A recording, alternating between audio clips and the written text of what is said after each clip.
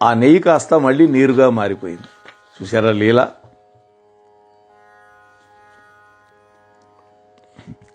ఆ తరువాత ఈ దత్తానంద స్వామి చెబుతున్నాడు, మా నాన్నగారు నా దుస్థితిని శ్రీపాదుల వారికి విన్నవించాడు.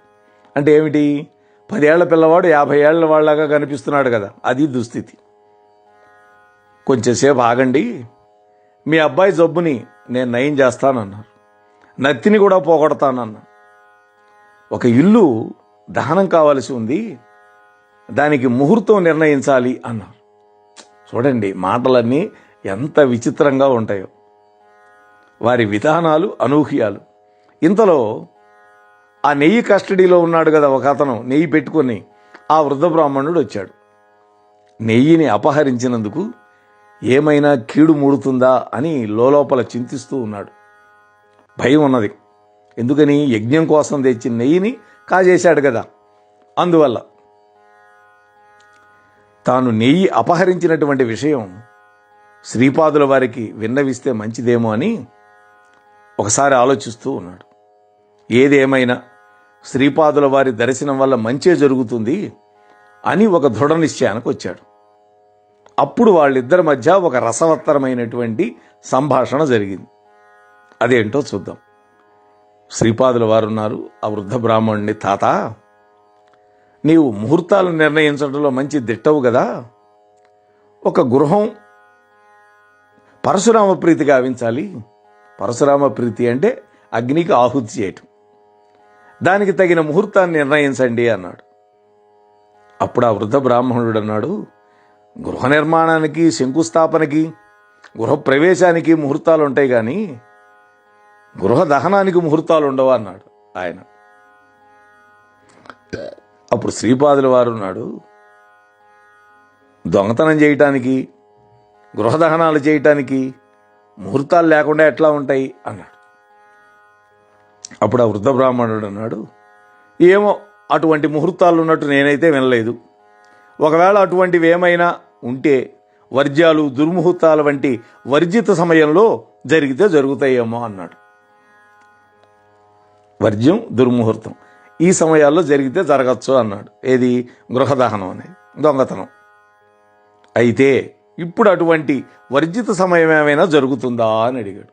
అంటే ఇప్పుడు వర్జ్యం కానీ దుర్ముహూర్తం కానీ ఏమైనా ఉందా అన్నాడు. అప్పుడు వృద్ధ బ్రాహ్మణుడు అన్నాడు, నాయనా శ్రీపాద, ఇప్పుడు ఖచ్చితంగా అటువంటి సమయమే జరుగుతున్నది అన్నాడు. వెంటనే శ్రీపాదుల వారు అన్నాడు, తాత, ఎంత శుభవార్త చెప్పావు. పరమ పవిత్రమైనటువంటి యజ్ఞం కోసం సేకరించబడినటువంటి నెయ్యిని ఒకానొక ధూర్తుడు అపహరించాడు. అగ్నిదేవుడికి ఆకలి తీరల. ధర్మబద్ధంగా తనకు చెందవలసినటువంటి నెయ్యితో పాటుగా ఆ ఇంటిని కూడా దహించేస్తే గాని ఆయన ఆకలి తీరదు. అగ్నిదేవుడు ఆనందంతో గొంతులేస్తున్నాడు, ఎప్పుడెప్పుడు దహిద్దామా అని. శ్రీపాదుల వారి మాటలు వినగానే ఆ వృద్ధ బ్రాహ్మణుని యొక్క ముఖం వెలవెలబోయింది. కొంచెం సేపటిలోనే అతడి యొక్క ఇల్లు భస్మీపటలమైపోయింది. భస్మం గావింపబడినటువంటి ఆ గృహం నుండి కొంత బూడిదను తీసుకురమ్మని ఆ వృద్ధ బ్రాహ్మణుణ్ణి శ్రీపాదుల వారు ఆదేశించాడు. శ్రీపాదుల వారు అనుగ్రహించి వరదానం చేయటంలోనూ, ఆగ్రహించి నష్టాన్ని కలగజేయటంలోనూ కూడా సమర్థుడు. రెండిటికీ సమర్థుడు ఆయన. అది గ్రహించినటువంటి ఆ వృద్ధ బ్రాహ్మణుడు వినయంతో వెళ్ళి ఆ బూడిద పట్టుకొచ్చాడు. ఆ భస్మాన్ని నీళ్లు ఉన్న పాత్రలో వేసి తాగమని శ్రీపాదుల వారు ఆజ్ఞాపించాడు. ఎవరిని? ఈ పిల్లవాడిని. ఈ 10 ఏళ్ల పిల్లవాడు ఉన్నాడే ఇప్పుడు మనకి దత్తానంద స్వామి, ఆయన తాగమన్నాడు. ఈ విధంగా 3 రోజులు చేయమన్నారు. ఆ బూడిద కాస్త వేసుకోవటం, నీళ్లలో తాగేయటం. ఆ తర్వాత మేమందరం శ్రీ బాపనాచార్యులు గారి ఇంట్లో అతిథులుగా ఉన్నాం. అంటే వాళ్ళ నాన్న తీసుకొచ్చాడన్నాడు కదా. నా నత్తితో పాటు నా దేహంలో ఉన్న విచిత్ర వ్యాధి కూడా నా నుంచి ఆశ్చర్యకరంగా తొలగిపోయింది. నేను స్వస్థుణ్ణయ్యాను. శ్రీపాదుల వారు తమ యొక్క దివ్య వరదహస్తాన్ని నా మస్తకం మీద పెట్టి శక్తిపాతం చేసి నన్ను ధన్యుడి చేశారు. ఈనాటి నుండి నీవు దత్తానందుడు అనేటువంటి పేరుతోటి ప్రసిద్ధుడు అవుతావు అని దీవించాడు స్వామి ఆ 10 ఏళ్ల పిల్లవాడిని. గృహస్థాశ్రమాన్ని స్వీకరించి లోకులకి ధర్మబోధ చేసి నువ్వు తరిస్తావు అని కూడా దీవించాడు. ఆ తర్వాత శ్రీపాదుల వారు అన్నారు, ఓయి నీవు ఈ వృద్ధ బ్రాహ్మణుడు పూర్వజన్మంలో కలిసి వ్యాపారం చేస్తూ ఉండేవాళ్ళు. చూసారా, గత జన్మల్లో జరిగినవి ఈ జన్మలో బాకీ తీర్చాలి. ఎవడైనా సరే కర్మఫలాన్ని తప్పించుకోలేరు అని పదే చెబుతోంది ఈ శ్రీపాద శ్రీవల్లభ చరితామృతం మనకి. కాబట్టి ఆ వృద్ధ బ్రాహ్మణుడు ఈ 10 ఏళ్ల పిల్లవాడు ఈ దత్తానందుడు అవుతాడన్నాడు కదా. వీళ్ళిద్దరూ గత జన్మలో కలిసి వ్యాపారం చేసేవాళ్ళు, జాయింట్ వ్యాపారం. వ్యాపారంలో వైషమ్యాలు వచ్చినాయి. ఒకరు హననం చేసుకోవడానికి ప్రయత్నిస్తూ ఉన్నారు, చంపుకోవడానికి. ఒకానొక రోజున ఈ వృద్ధ బ్రాహ్మణుడి ఇంటికొచ్చి ప్రేమతోటి పాయసాన్ని తాగించావు. ఆ పాయసంలో నీవు కలిపినటువంటి విషయం ఉన్నదని తెలియక ఆ వృద్ధ బ్రాహ్మణుడు ఆ పాయసాన్ని తాగి మరణించాడు. నీకు తెలియకుండా ఆ వృద్ధ బ్రాహ్మణుడు అదే సమయంలో కొంతమంది కూలీ వాళ్ళని పెట్టి నీ ఇంటిని తగలబెట్టించాడు. నీ ఇల్లు కాలి భస్మం అయిపోయింది. ఇంట్లో నీ భార్య కూడా సజీవ దహనం అయిపోయింది. ఇంటికి వచ్చినటువంటి నీవు సొంత ఇంటిని కోల్పోయినందుకు గుండె నొప్పితో మరణించావు. గుండెపోటు వచ్చింది. నీవు గతంలో విషప్రయోగం చేసిన కారణం వల్ల ఈ జన్మలో ఇంత వ్యాధి గురయ్యావు. అంటే 10 ఏళ్లవాడు 50 ఏళ్ళ వాళ్ళ కనిపించే వ్యాధి వచ్చింది నీకు. నీ గృహాన్ని పూర్వజన్మలో ఆ వృద్ధ బ్రాహ్మణుడు దహనం చేయించినటువంటి కారణంలో అతని ఇల్లు ఈ జన్మలో భస్మీపటలం గావించబడింది. మీ ఇద్దరికీ కర్మబంధాల నుండి నా ఈ దివ్య లీల ద్వారా విముక్తి కలిగింది అన్నారు స్వామీజీ. శ్రీపాదుల వారి అనుగ్రహం పొంది ఆ విధంగా నేను ఇంటికి తిరిగి వచ్చాను శంకరభట్టు. వేదశాస్త్రాల్లో పండితుడినైనాను. ఆ వృద్ధ బ్రాహ్మణుడికి శ్రీ నరసింహ వర్మ గారు నూతన ఇంటిని నిర్మించి ఇచ్చాడు. శ్రీపాదుల వారి ప్రమేయంతో మేమిద్దరం మా యొక్క కర్మబంధాలు విచ్ఛేదనం కావటం వల్ల అనంతరకాలంలో ఇద్దరికీ మేలు మాత్రమే జరిగింది. ఓ శంకరభట్టు, శ్రీపాదుల వారి యొక్క లీలలు దివ్యం. ఆ వృద్ధ బ్రాహ్మణునికి కొత్త ఇల్లు సిద్ధించింది, నాకు వ్యాధి నశించింది, నత్తి కూడా పోయింది, పండితున్నయ్యాను. సాక్షాత్తు శ్రీకృష్ణ పరమాత్మ ఆధ్వర్యంలో జరిగినటువంటి కురుక్షేత్ర సంగ్రామం ఒక యజ్ఞం లాంటిదైంది. అంతే కదా, కర్ణుడు కూడా అదే కోరాడు. ఈ యజ్ఞంలో ఈ క్షత్రియులంతా మరణించాలి, అప్పుడు వాళ్ళందరికీ వీరస్వర్గం జరుగుతుంది అన్నాడు కదా. శివుడు లేకుండా చేయబడినటువంటి దక్ష యజ్ఞం ఆనాడు వీరభద్రస్వామి వల్ల రణరంగంగా మారిపోయింది. ఇందులో ధర్మ సూక్ష్మాన్ని గుర్తు చేసుకోవటం మంచిది అంటున్నాడు. అంటే భగవద్ అనుగ్రహంతో యజ్ఞం జరిగితే సత్ఫలితాలు వస్తాయి. భగవంతుడి యొక్క అనుగ్రహం లేకుండా ఈ భగవంతుడు ఎంత అని అనుకోని చేశాడు దక్షుడు, నాశనం అయిపోయాడు. నాయన శంకరభట్టు, సకల దేవతలు తేజస్సంభూతులు. అదితీదేవి అనంతరూపిణి, ఆమె సంతానమే దేవతలు, వాళ్ళని ఆదిత్యులు అంటారు. మానవుడి యొక్క పురోభివృద్ధికి పురోగమనానికి కారకులు దేవతలు. దేవతలు నరుడికి తేజస్సిస్తారు. మానవుడి యొక్క ఆత్మ మీద దివ్య చైతన్య సంపదని వర్షిస్తారు. దేవతలు సత్యపోషకులు, దివ్యలోకానికి నిర్మాతలు. మానవుల యొక్క సంపూర్ణ మోక్షానికి, అవ్యాజ ఆనందానికి విఘ్నాలను కలిగించే దుష్ట శక్తులని వాళ్ళు జోడిస్తారు. ఋషులు దేవతల యొక్క సాక్షాత్కారం పొంది వారి యొక్క వివిధ కార్యకలాపాలని పరిశీలించిన తర్వాత వాళ్ళని రకరకాల పేర్లతో వర్ణించారు. ఆ దేవతల్ని వేదాలలో వాడబడినటువంటి పదాలు విశేషమైనటువంటి అర్థంతో ఉంటాయి. అశ్వము అనేటువంటి శబ్దానికి లౌకికమైన అర్థం ఏంటి? గుర్రం, మనకు తెలిసింది. అయితే వేద ఋషులు మాత్రం కొంత జడ చైతన్యాన్ని, మరికొంత మనశ్చైతన్యాన్ని ప్రదర్శించేటటువంటి ప్రాణమయ చైతన్యానికి, జాజశక్తికి, జీవ శాశ్వత శక్తికి గుర్రం సంకేతం, అంటే అశ్వం. ఇది క్రియారోగ రహస్యం, క్రియాయోగ రహస్యం. ఔషధాలు, పశువులు మొదలైనటువంటి జీవరాశుల్లాగానే వాగ్రూపాలు కూడా కేవలం మానవ బుద్ధి చేత కల్పితములైనవి కానే కావు. ఇది గమనించాలి. అవి సజీవమైనటువంటి, జనానికి ఉపయోగపడేటటువంటి సంభూతాలు. కొన్ని మూల బీజాలు అనదగినటువంటి శబ్దాల వల్ల పుట్టినటువంటివి. అవి ప్రవృద్ధమైనటువంటి సజీవమైనటువంటి నినాదాలు. అవి ధాతువుల యొక్క అసంఖ్యాకమైన సంతానమే. బహుదా అభివృద్ధి పొంది విభిన్న వర్గాలుగా విడిపోయి వేరువేరు జాతులు, వంశాలు, కుటుంబాలుగా వృద్ధి చెందినవి. పదముల యొక్క సంవ్యూహాలలో ఒక్కొక్క దానికి ఒక్కొక్క సమానమైనటువంటి ప్రకాండం, మానసికమైనటువంటి తత్వ చరిత్ర కూడా ఉంటుంది అని చెప్తూ ఉన్నాడు. ఇక బ్రాహ్మణులే భూసురులు అనడానికి కారణం ఏంటో చెప్తున్నాడు ఇప్పుడు. భూసురోత్తములు అంటాం బ్రాహ్మణుల్ని.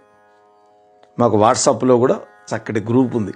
మంచి మంచి విషయాలన్నీ ఆ సమూహంలో వస్తుంటాయి. వేద ఋషుల యొక్క పరిభాషలో భాషని మొట్టమొదట కల్పించింది వాయువుని, అగ్ని, ఇంద్రుడు మాత్రమే కాదు, ప్రాణేంద్రియాల ప్రవృత్తుల నుండి మనస్సు కూడా పుట్టింది. ప్రాణ ఇంద్రియాల ప్రవృత్తుల నుండి మనసు పుట్టింది. మానవుడి యొక్క ఇంద్రియాల యొక్క సాహచర్య ప్రతీకారాలని అనుసరించి మనోబుద్ధి నిర్మించబడింది.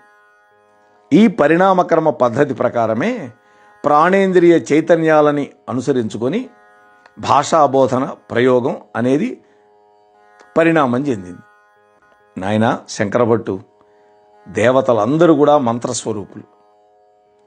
ఈ జగత్తంతా దైవాధీనంగా ఉంది. అటువంటి దేవతలు మంత్రాలకి అధీనులుగా ఉంటారు. చూసారా? ఆ మంత్రాలు సద్బ్రాహ్మణుల యొక్క అధీనంలో ఉన్నాయి. అందువల్ల బ్రాహ్మణులు ఈ భూమి మీద దేవతలై ఉన్నారు అన్నారు. భూసురులు కావడానికి కారణం ఏంటి? మంత్రాలన్నీ వాళ్ళ అధీనంలో ఉండటం వల్ల. ఆ మంత్రాల అధీనులుగా దేవతలు ఉన్నారు. అంటే ఆ దేవతల యొక్క అనుగ్రహం మన మీద వర్షించాలి అంటే ఈ బ్రాహ్మణుల ద్వారా మంత్ర ఉపాసన జరిగి తద్వారా మనం ప్రయోజనం పొందుతాం. అందుకనే శాంతి మంత్రంలో కూడా గోబ్రాహ్మణేభ్య శుభం భవతు అన్నారు.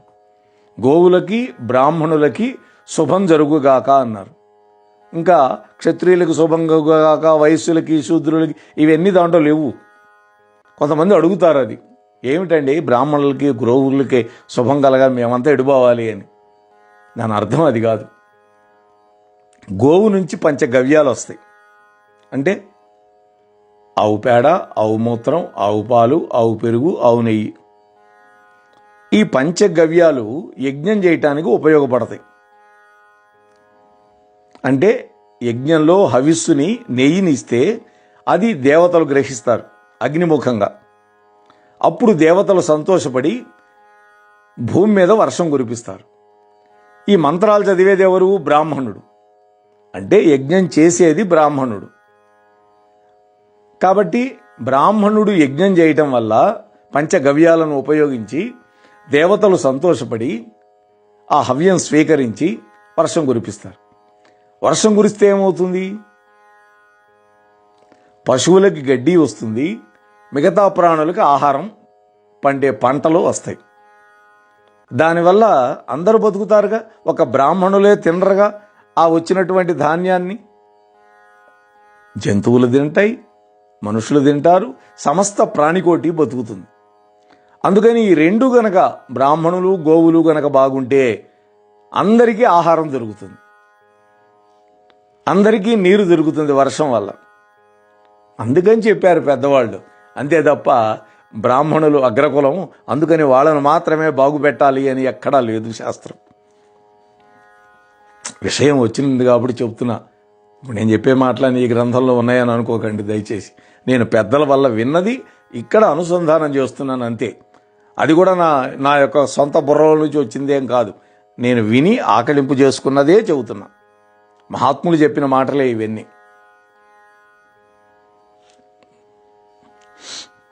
కాబట్టి అందుకని భూమి మీద దేవతలయ్యారు బ్రాహ్మణులు. శబ్దాలు వాటి పుట్టుకలో సామాన్యంగా 5 ఇంద్రియాల చేత గ్రహింపబడినటువంటి వెలుగు, గమనం, స్పర్శ, శీతోష్ణాలు, విస్తృతి, బలప్రయోగం, వేగం, గమనం మొదలైనటువంటి అత్యంత స్వల్ప పరిమితి కలిగినటువంటి ప్రాథమిక భావాలను కూడా నివేదించటానికి మానవులకు ఉపయోగపడతాయి ఈ 5 ఇప్పుడు అంశాలు చెప్పినవి. అయితే అతడి యొక్క జ్ఞానం వికసించినటువంటి కొద్దీ ఆ క్రమంగా భాషలో భావ వైవిధ్యం, నిశ్చితత్వం పెరుగుతుంది. అంటే అస్పష్టత నుండి నిశ్చితమైనటువంటి నిశ్చితత్వానికి, అలాగే భౌతికమైనటువంటి అంశాల నుండి మానసికమైనటువంటి అంశాల వరకు, అలాగే వ్యక్త విషయాల నుండి అవ్యక్త భావనల వరకు భాష అభివృద్ధి చెంది పురోగమిస్తుంది. అంటే ఇక్కడ ఏం చెబుతున్నాడు? పవిత్రమైనటువంటి గ్రంథాలను పఠించడం అనేది విశేషమైనటువంటి ఫలితాలు ఇస్తుంది.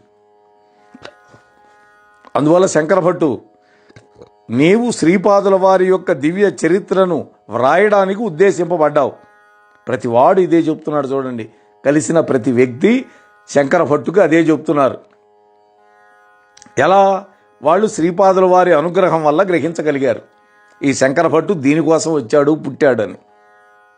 అందువల్ల నువ్వు దాన్ని సంస్కృత భాషలో రచించిన అది కాలాంతరంలో శ్రీపాదుల వారి మాతృభాష అయినటువంటి తెలుగులోకి అనువదింపబడ్డా కూడా పారాయణం చేయటం వల్ల కలిగే ఫలితం మాత్రం ఒకటే.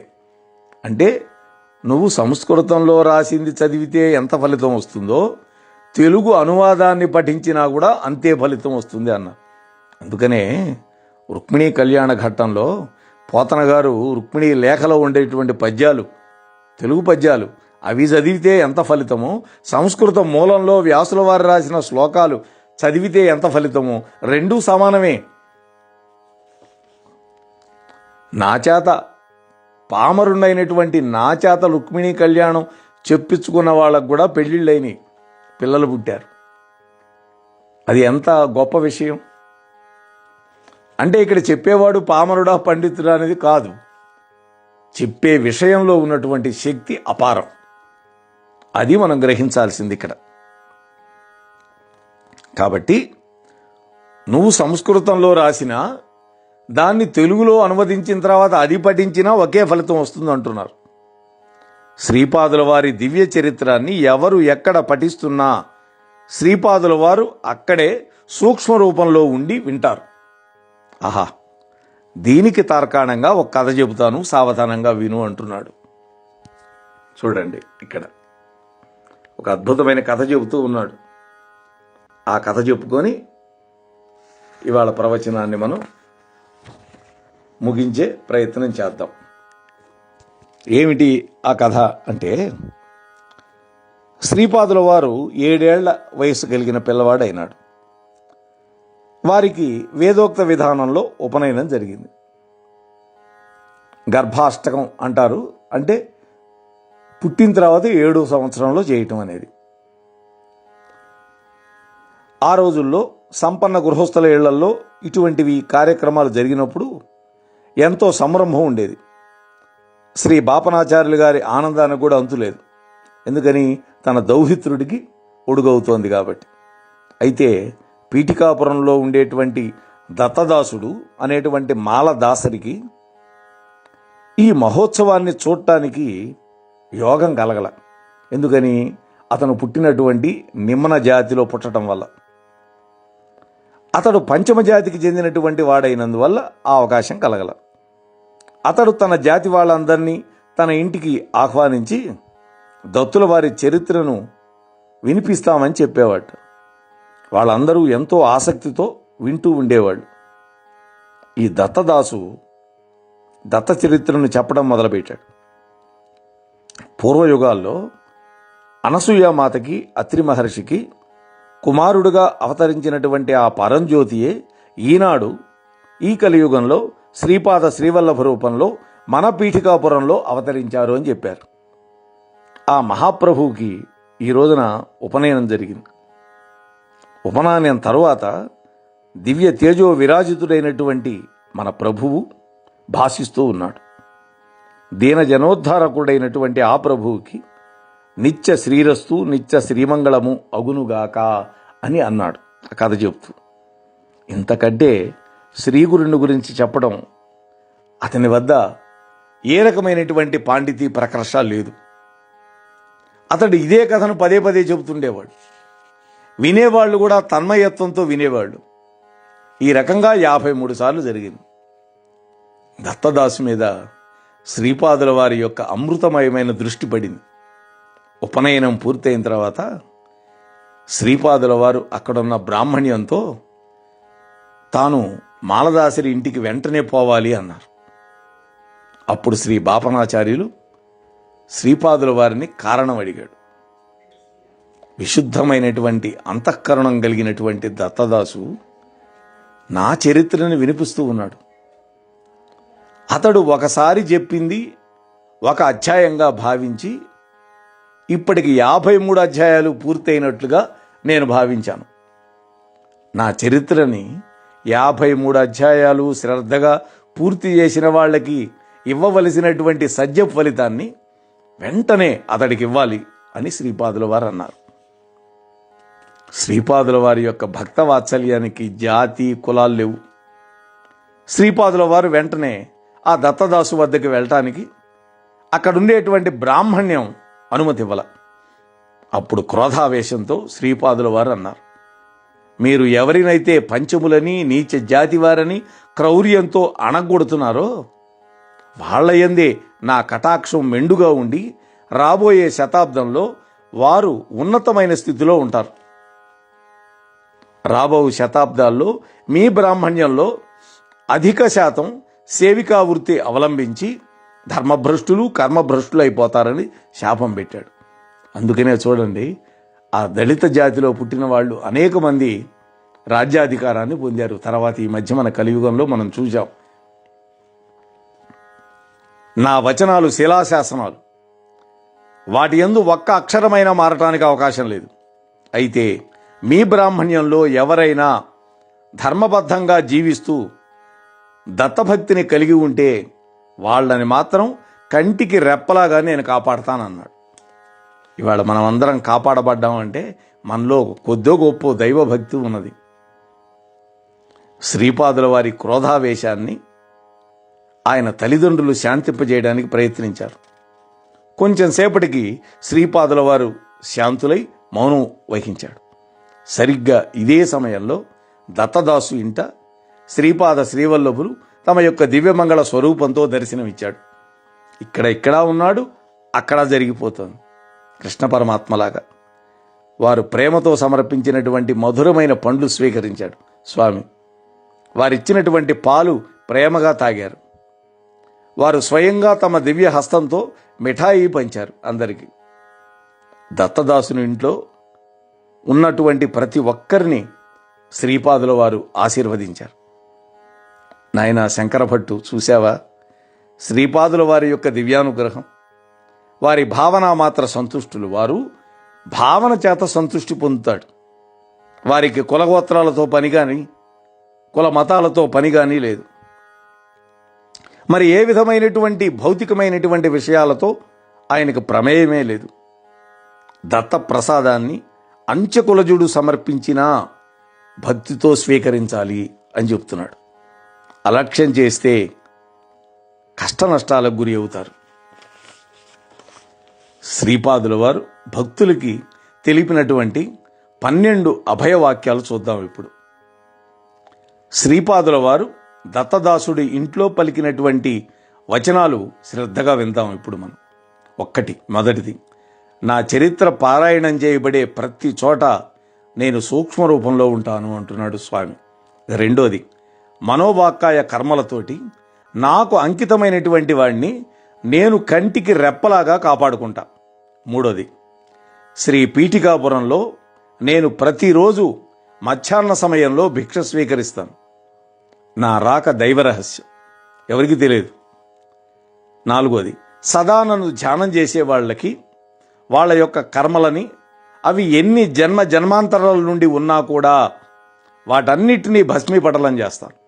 ఐదోది, అన్నమో రామచంద్ర అని అలమటించే వాళ్ళకి అన్నం గనక పెడితే నేను ప్రసన్నుణ్ణవుతాను అని స్వామి అంటున్నాడు. ఇక ఆరోది, నేను శ్రీపాద శ్రీవల్లభుణ్ణి. నా భక్తుల ఇంట్లో మహాలక్ష్మీదేవి తన సంపూర్ణ కళలతో ప్రకాశిస్తూ ఉంటుంది.